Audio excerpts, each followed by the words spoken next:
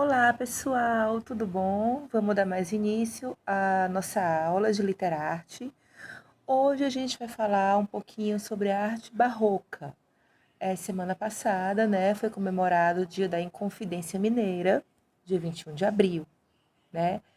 Para quem não lembra o que foi a Inconfidência Mineira, ela foi uma revolução que aconteceu em 1789, quando o Brasil ainda era colônia de Portugal. As pessoas da época elas estavam revoltadas contra a coroa portuguesa devido a abusos políticos da época, devido a altas taxas de impostos, né? Já foi o início da luta pela liberdade, né? Pela independência. Então, várias pessoas se manifestaram contra a coroa portuguesa, vários grupos. Entre essas pessoas, uma que recebeu bastante destaque, que era um dos líderes das rebeliões, foi um rapaz chamado Joaquim José da Silva Xavier, o Tiradentes, não é? Sim, Tiradentes porque ele era dentista. Então, ele, juntamente com pessoas importantes da época, lideraram, né, várias manifestações pelo país contra a coroa portuguesa. Nesse mesmo período, no meio artístico, o estilo que estava sendo trabalhado era o estilo barroco, tá certo? O que é a arte barroca? Primeiramente, a palavra barroco, ela significa o quê? Pérola de formato anômalo, caprichoso, ou seja, é uma arte que ela é muito bem trabalhada, tá certo? Tem uma riqueza de detalhes muito grande, tá ok?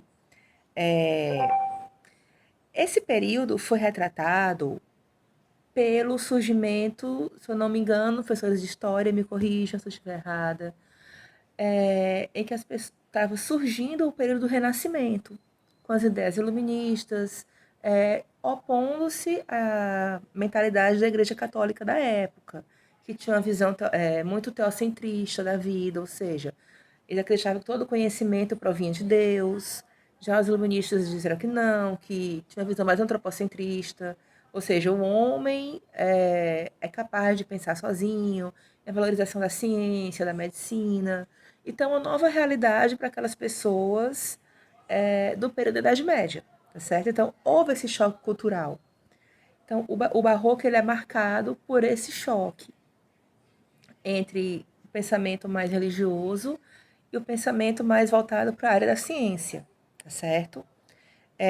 A arte barroca ela se caracteriza pelo predomínio de temas religiosos, tá? A período também, se eu não me engano, de reforma católica e contra a reforma protestante, a riqueza dos detalhes e formas, né? Muito bem trabalhado, muito detalhezinho mínimo, daí o nome barroco, o jogo de luz e sombra, tá certo? Entre o claro e o escuro.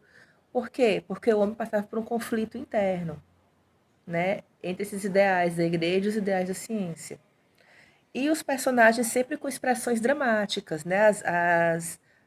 As pinturas, as esculturas, sempre a expressão de drama no rosto, justamente para retratar esse sofrimento interno que as pessoas da época passavam, tá certo? Tivemos vários artistas barrocos da época, entre eles, um dos que mais recebeu destaque é um rapaz chamado Antônio Francisco Lisboa. Quem é ele? O Aleijadinho, tá certo? Ele era um escultor e a obra dele era grandiosíssima, era muito bonita, e por isso ele fez muito sucesso e faz até hoje. Né? Ele criou obra em madeira, em pedra-sabão, igrejas, tá bom? E sim, o apelido dele é Aleijadinho porque ele era aleijado. Ele teve uma doença, lepra, que acabou atrofiando os membros dele, os pés e as mãos, tá certo? Então, por isso ele recebeu esse apelido de ser de Aleijadinho, tá certo? Eu vou pegar aqui para vocês exemplos da arte barroca para que vocês possam visualizar. Espera ainda, só um minutinho.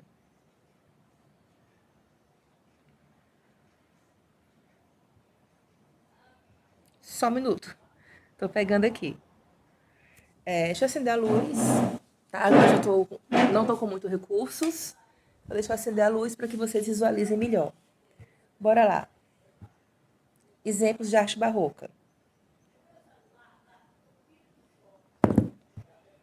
Aqui, construção de igrejas era muito comum na época.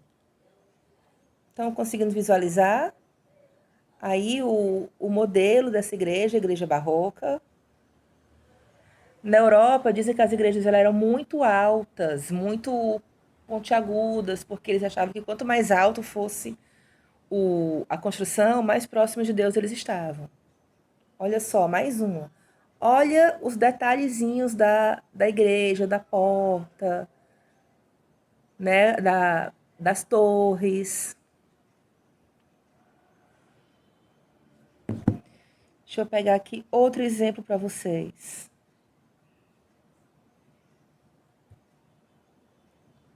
Aqui.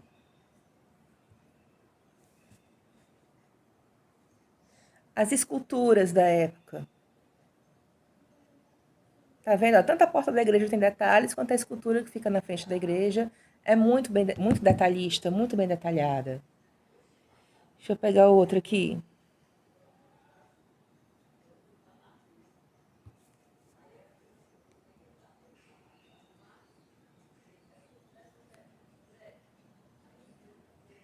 Tá vendo?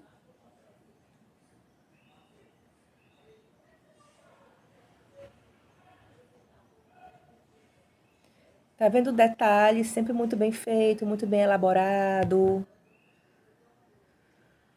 Deixa eu ver se eu consigo mais aqui alguma coisa mais legal para vocês. Aqui,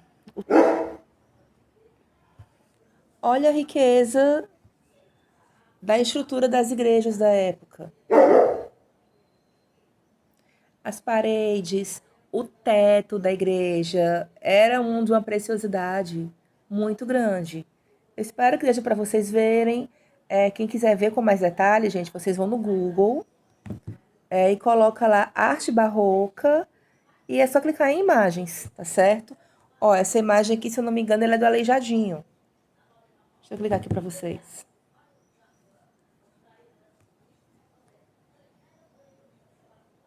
Tá vendo? Essa imagem de Jesus Cristo carregando a cruz.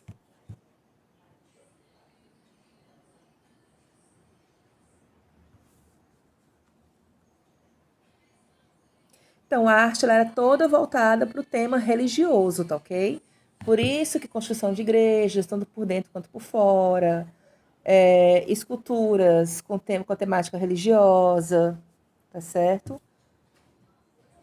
Aqui é o teto de uma igreja. Olha como é bonito.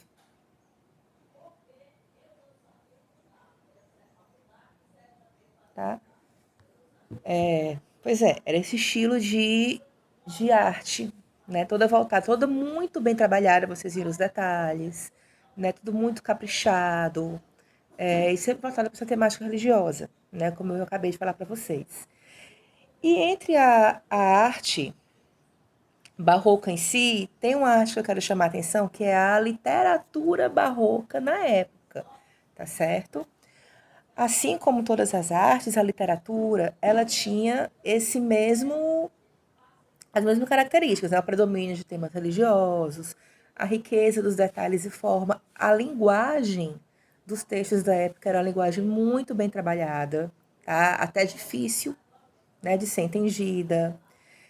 O jogo de luz e sombra que tinha na pintura, na escultura, a gente tem dentro da literatura como jogo de palavras, entre palavras opostas.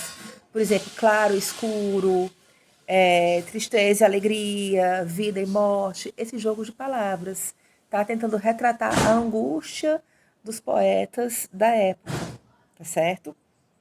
Tinha uma visão bem pessimista da vida, justamente por esse conflito interno entre religião e ciência, tá? Que era bem característico da época. Então, a literatura barroca ela vai ser toda também voltada nesse contexto, tá certo? Entre os principais escritores da época, a gente tem Bento Teixeira, o Padre Antônio Vieira e o Gregório de Matos, que era conhecido também como Boca do Inferno. Por quê que ele era considerado Boca do Inferno? Porque ele não escreveu só poesias religiosas, ele escreveu. Mas ele também escreveu poesias românticas e poesias de crítica à sociedade. Ele criticava muito o governo da época, algumas personalidades da época. Ele usava nessa hora palavras bem chocantes. Por isso ele era considerado boca do inferno. Eu vou ler para vocês aqui um exemplo de poema do Gregório de Matos, mas um poema religioso, tá certo? Em que o título é Jesus Cristo, nosso Senhor. Que ele fala assim. Vou tentar colocar aqui para que vocês visualizem. Por que pequei, Senhor? Mas não. Não, desculpa. Vou começar de novo. Pequei, Senhor, mas não porque hei pecado. Da vossa alta clemência me despido. Antes, quanto mais tenho delinquido, vos tenho a perdoar mais empenhado. Se basta a vós irar tanto pecado, a abrandar-vos sobejam só gemido, que a mesma culpa que vos há ofendido, vos tem para o perdão lisonjeado. Se uma ovelha perdida já cobrada, glória tal e prazer tão repentino vos deu, como afirmais na sacra história. Eu sou, Senhor, a ovelha desgarrada. Cobrai-a e não querais, pastor divino, perder na vossa ovelha a vossa glória. Tá? Se vocês procurarem esse poema no Google, vocês vão ler melhor. Linguagem é bem difícil de entender, não é, pessoal? Bem difícil. Palavras bem trabalhadas. E imagine, palavras de séculos atrás. Então, talvez seja bem confuso para vocês também, tá? Ou seja, resumindo, é um poema em que ele pede perdão a Jesus pelos erros dele, tá certo? Então é isso. Espero que você tenha entendido, né? Eu não vou poder me estender demais na aula, infelizmente. Eu gostaria de dar uma aula bem aprofundada, mas infelizmente só quando a gente voltar para a sala de aula. Aí eu retomo o tema e dou os detalhes que eu gostaria de dar para vocês. Eu quero que vocês entendam. O que foi a Conferência Mineira? Falei rapidamente, o professor de História deve ter aprofundado o tema com vocês. E que vocês entendam mais ou menos um pouco do que é a arte barroca, tá bom? Atividade: alunos do 7º ano. Eu quero que vocês pesquisem sobre a biografia do Aleijadinho. Quem foi o Aleijadinho, onde ele nasceu, tipo de obra dele. Então, pesquisem sobre ele, tá certo? Sobre o Aleijadinho. E os meus alunos do 8º ano, né? Vocês estavam tendo aula com outra professora, mas agora vai ser comigo mesmo. Então, alunos do 8º ano, eu quero que vocês pesquisem sobre autores, né? Os escritores do barroco brasileiro, da literatura barroca, tá certo? Tem o Bento Teixeira, tem o Gregório de Matos, tem o Padre Antônio Vieira, tá certo? Pesquisem sobre eles, escolham um e pesquisem sobre a biografia de um deles, tá bom? Vocês podem até procurar poemas deles também na internet, copiar algum, tá certo? Então pesquisem sobre a vida e obra deles. 7º ano, sobre o Aleijadinho. 8º ano, sobre os escritores do barroco, da literatura barroca brasileira, tá ok? Nada impede que vocês do 8º ano também deem uma lida sobre o Aleijadinho, e os meninos do 7º, nada impede que vocês deem uma lida sobre nossos escritores brasileiros, tá certo? Então, gente, qualquer dúvida, me procure nas redes sociais, no meu Instagram, @gadelhagiovana, tá certo? No Facebook, Giovana Gadelha, quem quiser tirar dúvida comigo, tá bom? Bom estudo, gente, boa pesquisa, fiquem em casa, se curem, tô com saudade das nossas aulas, tá? Beijo, até a próxima.